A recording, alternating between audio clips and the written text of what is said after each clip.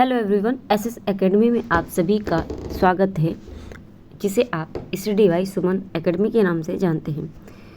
CTET paper second का हमने practice start कर दिया और कल का अगर बात करें तो कल हमने सीटेट का जो पेपर आपका हुआ था जो है आपका जनवरी 2024 में, वो हमने एनालिसिस किया था SST का पेपर, ठीक है ना। क्योंकि आप सभी जानते, मैंने पहले बता दिया था कि हम SST का पेपर लेकर चलेंगे, SST के पेपर का ही प्रैक्टिस करेंगे, क्योंकि और सारे सब्जेक्ट तो आपको मिल जाते हैं, ठीक है ना। इसकी आपको बहुत ही कम प्रैक्टिस देखने को मिलती है, इसलिए SST का पेपर मैं लेकर आई हूँ। तो आज से हम अपना प्रैक्टिस शुरू करेंगे और ये आपका सारा प्रीवियस ईयर के बेस पर ही होने वाला है, ठीक है ना। तो 30 प्रश्न हम करेंगे डेली हमारा 30 प्रश्न हम लेकर चलेंगे सामाजिक अध्ययन यानी आपका SST से, ठीक है ना। क्लास अगर पसंद आएगी तो आप चैनल को सब्सक्राइब कर लीजिएगा, बेल आइकन प्रेस कर लीजिएगा और अपने साथियों को शेयर करके उन्हें भी जोड़ लीजिएगा, ठीक है ना। चलिए शुरुआत करते हैं हम अपने क्लास की। और पहला क्वेश्चन है, समुद्रगुप्त को किस वाद्य यंत्र को बजाते हुए सिक्कों पर दिखाया गया? तो अच्छा, इसमें ऑप्शन भी दिखेगा तो आंसर भी दिखेगा, तो उससे कोई मतलब नहीं है आपको। कुल मिला के आपको क्वेश्चन मिलने चाहिए, ठीक है ना। क्वेश्चन की प्रैक्टिस होनी चाहिए। आंसर दिखता है तो इससे इसका कोई ये नहीं है कि आपका बुरा हो जाएगा, ठीक है ना। समुद्रगुप्त को किस वाद्य यंत्र को बजाते हुए सिक्कों पर दिखाया गया?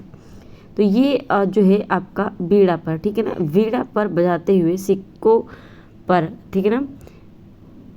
वीणा को बजाते हुए सिक्कों पर दर्शाया गया है समुद्र को, ठीक है ना, समुद्रगुप्त को। नेक्स्ट क्वेश्चन है आपका A, B और C, ठीक है। A, B और C कथनों को पढ़ें और सही उत्तर का चयन कीजिए। लगभग 200 सालों के भीतर मगध सबसे महत्वपूर्ण जनपद क्यों बन गया? ठीक है, ये A है। कई नदियाँ जैसे गंगा और सोन मगध से होकर बहती थी, ठीक है। और फिर है आपका, मगध का एक हिस्सा जंगलों से भरा था। इस क्षेत्र में लौह अयस्क की खदानें हैं। तो इस क्षेत्र में लौह अयस्क की खदानें हैं।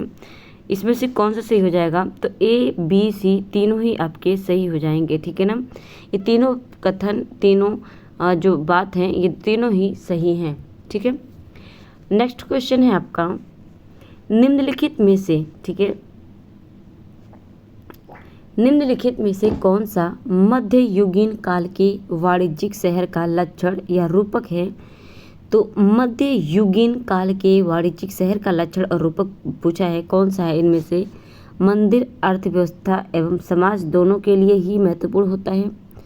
यह राजाओं की राजधानी होता है, या फिर वहाँ सामान्यतः मंडपिका होता था, या आपका बात करें, ठीक है, या पुरोहितों और तीर्थ यात्री वहाँ के नागरिकों और यात्रियों के मुख्य संरचना संयोजन बनाते थे। तो इनमें से कौन सा आपका हो जाएगा आंसर? ये आपका हो जाएगा ऑप्शन C, ठीक है ना, सामान्यतः मंडपिका होता था। ओके, अगला क्वेश्चन है, बंजारों के संदर्भ में A और B कथनों पर विचार कीजिए तथा सही उत्तर का चयन कीजिए। A, बंजारे लोग सबसे महत्वपूर्ण व्यापारी खानाबदोश थे। दूसरा है अलाउद्दीन खिलजी, ठीक है ना, अलाउद्दीन खिलजी, ठीक है, ने बंजारों से नगर के बाजारों तक अन्न को पहुंचाने का काम करवाया। तो क्या ये बात दोनों सही हैं? आप जानते हैं, मैंने पहले कल के क्लास में ही बता दिया था, कथन और कारण से आपके प्रश्न ज़्यादा बनते हैं। आजकल के सीटेट के जितने भी पेपर आप देखेंगे उठा के, तो कथन और कारण से ज़्यादा प्रश्न बने हैं, ठीक है ना। तो ये आपको ध्यान में रखना है, उसी आधार पे हमें प्रैक्टिस करनी है अपनी, ठीक है। तो क्या ये दोनों बात सही हैं या गलत है? देखिए, दोनों ही बात आपकी सही हो जाती हैं, ठीक है। अगला क्वेश्चन है आपका, 17वीं सदी, ठीक है, 17वीं सदी तक अनेक यूरोपीय उपनिवेशकों ने नील की खेती करना आरंभ कर दिया था। इस संदर्भ में निम्न का जोड़ी मिलान करें। तो फ्रांसीसी ने कहाँ पर? पुर्तगाली, अंग्रेजी और स्पेनिश, ठीक है। इनका जो आंसर हो जाएगा आपका, ये ऑप्शन है यहाँ पे, ठीक है ना। ये आपका ऑप्शन है, A का 4 हो जाएगा, B का 1 और C का 2, 4 और डी का आपका 3 हो जाएगा, ठीक है ना।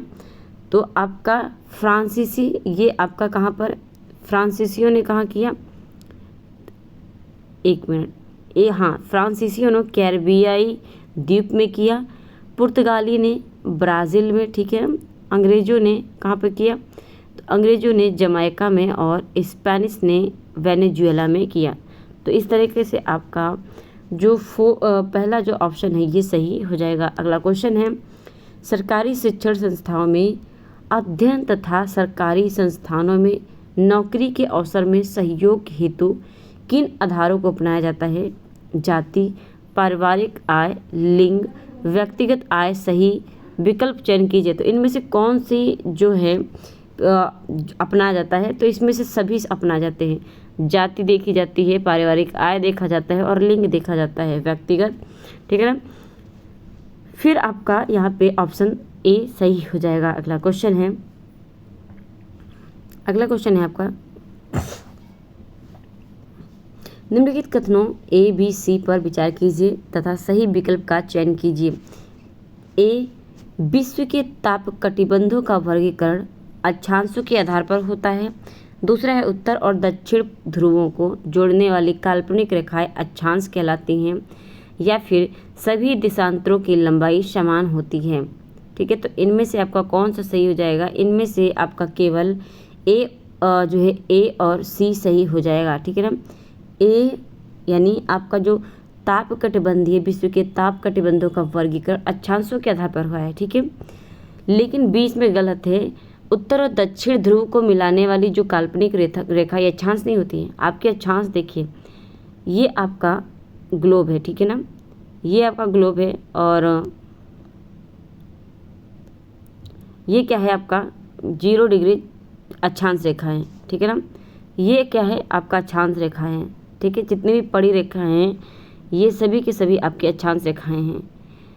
तो यहाँ पे पड़ी रेखा की बात हो रही है, ये बोल रहा है उत्तर से दक्षिण के मिलाने, तो ये तो आपका पश्चिम से पूरब की ओर मिला रही है ना, ये पश्चिम से पूरब की ओर मिला रही हैं। और उत्तर से दक्षिण यानी ये आपका उत्तर हो जाएगा और ये आपका दक्षिण हो जाएगा। तो इनसे मिलाने वाली ये देशांतरीय रेखाएं होती हैं, ठीक है ना। ये काल्पनिक रेखाएं जो होती हैं ये देशांतरीय रेखाएं होती हैं, इसलिए बी आपका गलत हो जाएगा और सी आपका सही हो जाएगा। सभी देशांतरों की जो लंबाई होती है क्या होती है, ये समान होती है, ठीक है ना, समान होती है। तो ऑप्शन सी आपका सही हो जाएगा, ए और सी दोनों। अगला क्वेश्चन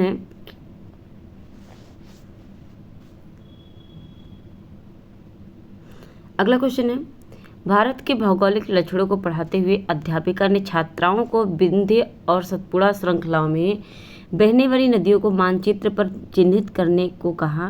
निम्नलिखित में से कौन सी नदियों को वह चाहते थे कि छात्र चिन्हित करें।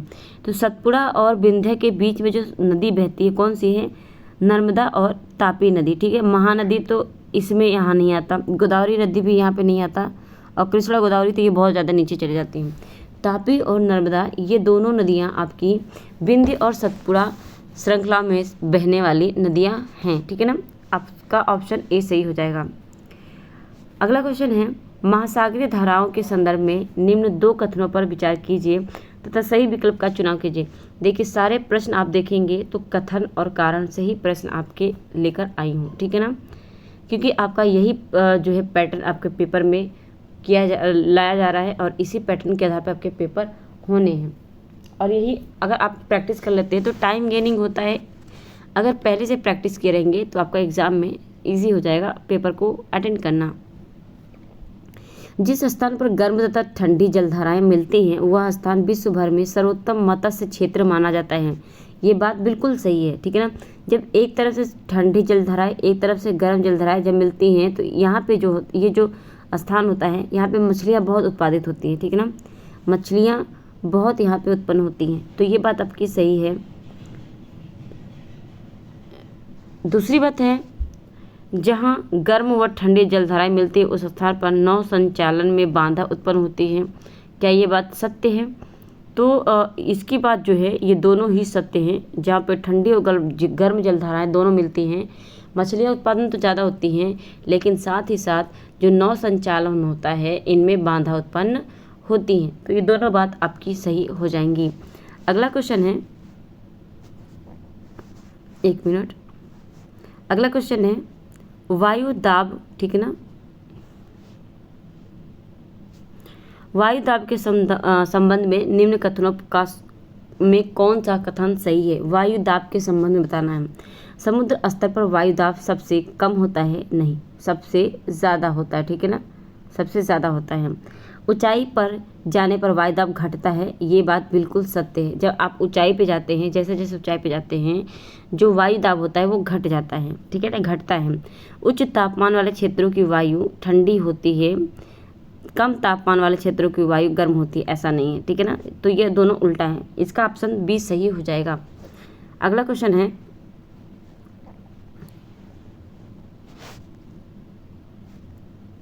अगला क्वेश्चन है आपका, ठीक है, निम्नलिखित में से कथनों में से ए बी सी पर विचार कीजिए और सही विकल्प का चुनाव कीजिए। ए, मानव बस्तियां इस बात को दर्शाती हैं कि किस प्रकार मानव ने अपने वातावरण को अपने अनुकूल बनाया, ठीक है। एक आदर्श बसाव स्थान के चुनाव में प्राकृतिक दशाओं का कोई योगदान नहीं, ये बात बिल्कुल गलत है।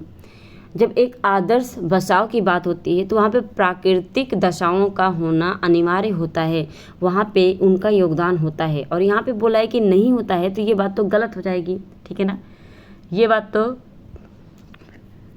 गलत हो जाएगी। अब फिर आपका है तीसरा, केवल जब मनुष्य ने फसलें उगाना प्रारंभ किया तब उनके लिए स्थायी घर बनाना आवश्यक हो गया, तो ये बात तो सही है, ठीक है ना। यहाँ पे अगर आंसर की बात करें तो ए और सी आपका सही हो जाएगा। ओके, अगला क्वेश्चन है, अगला क्वेश्चन है हमारा, प्रारंभिक स्तर पर एक शिक्षिका अपनी कक्षा में खनिजों के बारे में चर्चा करना चाहती है, ठीक है ना। निम्न में से किन उदाहरणों को उन्हें अपनी कक्षा में उपयोग में लाना चाहिए?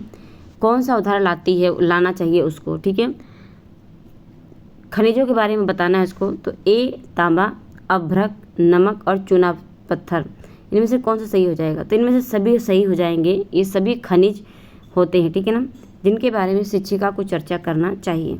ओके, तो तांबा हो गया, अभ्रक हो गया, नमक हो गया, चूना हो गया, ये सभी आपके धातु यानी खनिज होते हैं। अगला क्वेश्चन है आपका, भारतीय उपमहाद्वीप के प्राचीनतम नगरों पर परियोजना कार्य की योजना बनाते समय आप छात्रों को किस क्षेत्र की जानकारी प्राप्त करने के लिए कहेंगे? ठीक है, तो ये सिंधु घाटी के क्षेत्रों की जानकारी प्राप्त करने के लिए कहेंगे। जो प्राचीनतम नगरों पर अगर परियोजना कार्य की योजना बनाते समय आप छात्रों को क्या करेंगे? सिंधु घाटी सभ्यता के बारे में जानकारी लेने की का बोलेंगे। अगला क्वेश्चन है आपका, कौन सा शासक अपने सैनिकों को टोकन यानी सांकेतिक मुद्रा से वेतन देता है जो सोने चांदी की ना होकर सस्ती धातुओं से निर्मित होती है थी? इस सस्ती मुद्रा का प्रयोग लोगों द्वारा तमाम कर चुकाने के लिए किया गया और यह नीति असफल रही। तो ये किसने चलाया था? कौन से शासक ने चलाया था? गयासुद्दीन तुगलक ने, मोहम्मद बिन तुगलक ने, फिरोज शाह तुगलक ने या बलबन ने? तो ये धातु से निर्मित थी, ये मोहम्मद बिन तुगलक ने चलाई थी, ठीक है, किसने? मोहम्मद बिन तुगलक ने। अगला क्वेश्चन है आपका, मराठा सेना को मुख्य आधार प्रदान करने वाले कृषक पशु चारकों के दलों को क्या कहा जाता है? ठीक है, तो उन्हें क्या कहते हैं? कुणबी कहते हैं। ओके, मराठा सेना को मुख्य आधार प्रदान करने वाले जो कृषक होते हैं, जो कृषक पशु चारकों का जो दल होता है, उन्हें कुणबी के नाम से जाना जाता है। अगला क्वेश्चन है 1927, ठीक है, 1927 में डॉक्टर BR अम्बेडकर द्वारा कौन से जातिगत पूर्वाग्रहों के विरोध में आंदोलन शुरू किया गया था? सामूहिक या सामाजिक भोज, अंतर जातीय विवाह, विरोध प्रदर्शन हेतु आगे बढ़ना या मंदिर प्रवेश में? तो ये चलाया था उन्होंने मंदिर प्रवेश का, 1927 में शुरुआत हुई थी, ठीक है ना। मंदिर प्रवेश में क्या होता था कि उस टाइम पे जो नीची जाति के लोग होते थे उन्हें मंदिर प्रवेश वर्जित था, यानी उन्हें मंदिर में प्रवेश करने नहीं दिया जाता था। ओके, अगला क्वेश्चन है आपका, अगला क्वेश्चन है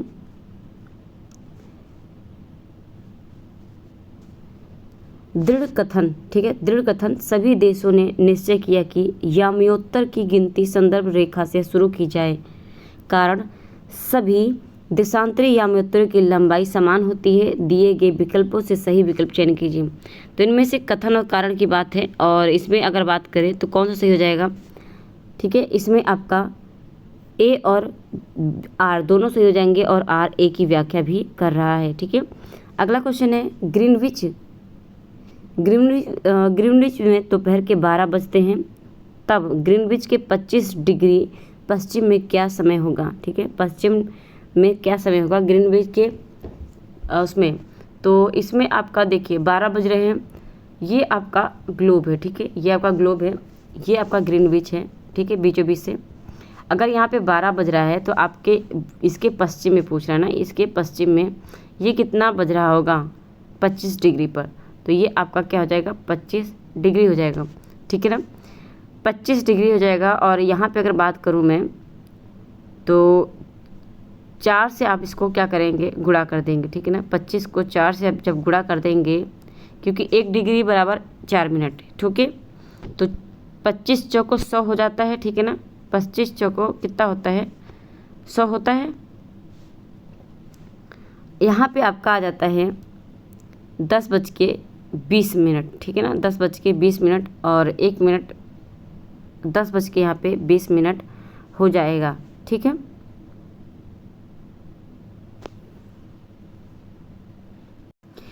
ये आपका आंसर क्या हो जाएगा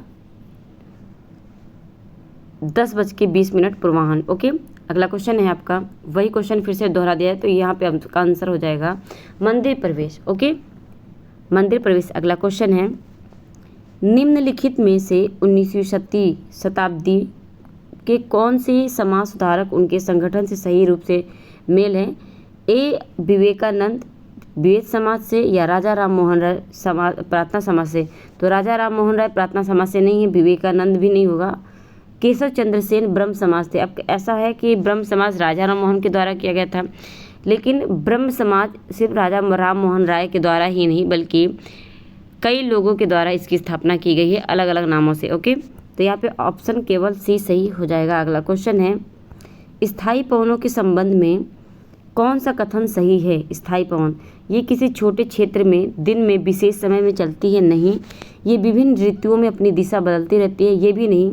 ये वर्ष भर लगातार किसी निश्चित दिशा में चलती रहती हैं, ये बात सही हो जाएगी। इन्हें ही आप स्थायी पवन के नाम से जानते हैं। अगला क्वेश्चन है जनसंख्या वितरण संबंधित, ठीक है, जनसंख्या वितरण संबंधित निम्नलिखित वाक्यों में सही विकल्प चुनिए। ए नदी घाटियों में स्वच्छ जल की उपलब्धता के कारण सघन जनसंख्या होती है। दूसरा है लोग पर्वतीय क्षेत्र में रहने को वरीयता देते हैं क्योंकि वे कृषि के लिए सर्वोत्तम स्थान है। ऐसा नहीं है, ठीक है ना, ऐसा बिल्कुल नहीं है। लोग समतल मैदानों और सहज ढालों पर रहने की वरीयता देते हैं, ये बात सही है। लोग कठिन जलवायु में रहने को वरीयता देते हैं, तो कठिन जलवायु में रहने की वरीयता नहीं देते हैं। यहाँ पे मेरे हिसाब से ए और सी सही हो जाएगा, ए और सी सही हो जाएगा, ठीक है, ऑप्शन डी सही हो जाएगा और यहाँ पे यही आंसर आपका हो जाएगा। अगला क्वेश्चन है टैगोर के शिक्षा संबंधी विचारों के बारे में कौन से कथन सही हैं। प्राकृतिक वातावरण में सृजनात्मक अधिगम, या कला संगीत और नृत्य पर बल देना, पाश्चात्य सभ्यता विज्ञान एवं तकनीक की आलोचना। सही विकल्प चयन करना है, तो इसमें आपका आंसर ए भी हो जाएगा, ए और बी सही हो जाएगा। बाकी आलोचना की बात नहीं हो रही है, ठीक है ना। तो प्राकृतिक वातावरण में सृजनात्मक अधिगम देना और कला संगीत और नृत्य पर बल देना, ये दोनों ही टैगोर के दोनों ही विचार थे, ओके। अगला क्वेश्चन है कृषि के प्रकार, ठीक है ना, कृषि के प्रकार पर निम्नलिखित वक्तव्यों पर विचार करें। तकनीक के निम्न स्तरों का प्रयोग मिश्रित कृषि में होता है। दूसरा स्थानांतरी कृषि जीवन निर्वाह हेतु कृषि का पुरातन प्रकार है। तीसरा है स्थानांतरीय कृषि को कर्तन व दहन कृषि के रूप में भी जाना जाता है, सही बताना है। तो इसमें अगर बात करें स्थानांतरित कृषि को आप किस रूप में जानते हैं। कृषि का प्रकार, इसमें आपका बी और सही हो जाएगा, ठीक है, बी और सी। बी क्या हो जाएगा आपका, स्थानांतरित जो कृषि है जीवन निर्वाह हेतु कृषि का पुरातन प्रकार है, ये पुराना प्रकार है, ये बात सही है। स्थानांतरित कृषि को कर्तन व दहन कृषि के रूप में जान, यानी आप वो कृषि करते हैं फिर दहन करके उसको जलाकर फिर दूसरी जगह चले जाते हैं। ओके, तो यहाँ पे ए और सी, बी और सी आपका सही हो जाएगा। अगला क्वेश्चन है, अच्छा यहाँ पे अगर देखा जाए तो आगे पीछे हो गया है स्लाइड, ठीक है ना। यहाँ पे जो है 26 नंबर का है और उसके बाद आपका यहाँ पे आ जाता है, तो स्लाइड आपका आगे पीछे है, उसकी कोई दिक्कत नहीं होनी चाहिए। एक वर्षा वन में पाई जाने वाली वनस्पतियों को निम्न परत से उच्च परत तक क्रमबद्ध कीजिए। भूमि परत, उद्गमी परत, वितान, तरुण वृक्ष, झाड़ीदार वृक्ष परत। तो ये आपका हो जाएगा AEBC। तो सबसे पहले नंबर पे आपका भूमि परत आएगा, ठीक है ना, और दूसरे नंबर पे आपका आएगा झाड़ी परत, तीसरे नंबर पे आपका आएगा तरुण, ठीक है, तरुण वृक्ष तीसरे नंबर पे, चौथे नंबर पे आएगा आपका वितरण, ठीक है, वितान, और पाँचवें नंबर पे आपका लास्ट में आएगा उद्यमी, ठीक है ना, पाँचवें नंबर पे उद्गामी परत आएगा। तो इस तरह आपका ऑप्शन बी सही हो जाएगा। अगला क्वेश्चन है, स्थायी पवनों के संबंध में कौन सा कथन सही है। तो ये वही फिर से आ गया है और इसका आपका ऑप्शन सी हो जाएगा, ठीक है। अगला क्वेश्चन है 1926। तो स्लाइड आपकी आगे पीछे होगी, 26 हमने देखा था, अभी 27 है। ओके, अगला क्वेश्चन है 1964 में किस देश ने विभिन्न प्रकार के सामाजिक भेदभाव की रोकथाम के लिए नागरिक अधिकार अधिनियम पारित किया। तो ये किया था संयुक्त राज्य अमेरिका ने, ठीक है ना, नागरिक अधिकार अधिनियम ये पारित किया संयुक्त राज्य अमेरिका ने भेदभाव की रोकथाम के लिए, ठीक है, जो समाज में व्याप्त बुराइयां हैं उनकी रोकथाम के लिए। कब, 1964 में। अगला क्वेश्चन है, निम्नलिखित में से कौन नगर निगम का एक निर्वाचित सदस्य है। नगर निगम का निर्वाचित सदस्य कौन होता है, पार्षद होता है, जिसे आप निगम पार्षद भी कहते हैं। अगला क्वेश्चन है, निम्नलिखित में से कौन सा वक्तव्य लिंग रूढ़िवादी धारणा जेंडर स्टेरियोटाइप के लिए चुनौती है। और यह मोस्ट इंपॉर्टेंट है, जेंडर स्टेरियोटाइप से आपके प्रश्न बहुत बनते हैं। लड़कियां अच्छा व्यवहार करती हैं, लड़के शरारती होते हैं, लड़कियां अच्छा खाना पकाती हैं, लड़के संवेदनशील होते हैं। तो जेंडर स्टीरियो जो टाइप है वो आपका ये आ जाता है क्या, लड़के संवेदनशील होते हैं। ओके, अगला क्वेश्चन है आपका और हमारा लास्ट क्वेश्चन है, ठीक है ना। 30 प्रश्न डेली हम प्रैक्टिस करेंगे 30 प्रश्न पे, और ये हमारा आज की क्लास का लास्ट प्रश्न होगा। ओके, मनुस्क्रिप्ट,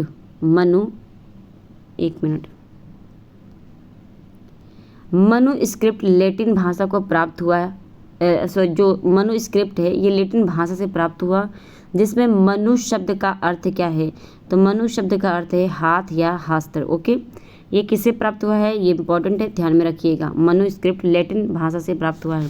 तो ये हमारा 30 क्वेश्चन था एसएसटी से, और आई होप ये क्लास आपको पसंद आई होगी। और इसके अलावा आपको अगर किसी और सब्जेक्ट पर अगर चाहिए भी आपको क्लास, तो आप कमेंट करके बता सकते हैं। कोई और आपको अगर डाउट है तो कमेंट करके आप पूछ सकते हैं, ठीक है ना। क्लास आपको पसंद आई है तो कमेंट, लाइक, शेयर, सब्सक्राइब जरूर कर लीजिएगा। अगर पहली बार चैनल पर आए हैं तो सब्सक्राइब कर लीजिएगा, अपने साथियों को शेयर करके उन्हें भी इस चैनल से जोड़ लीजिएगा। और इसकी जो PDF है, ये PDF आप टेलीग्राम से प्राप्त कर सकते हैं। टेलीग्राम की लिंक जो है आपको जो है जब आप चैनल में जाएंगे, चैनल के डिस्क्रिप्शन में, ठीक है ना, उसके डिस्क्रिप्शन में जाके आप वहाँ से देख सकते हैं, ठीक है ना। वहाँ से लिंक पे आप जाके फॉलो करके आप PDF प्राप्त कर सकते हैं। आज के लिए इतना ही, धन्यवाद।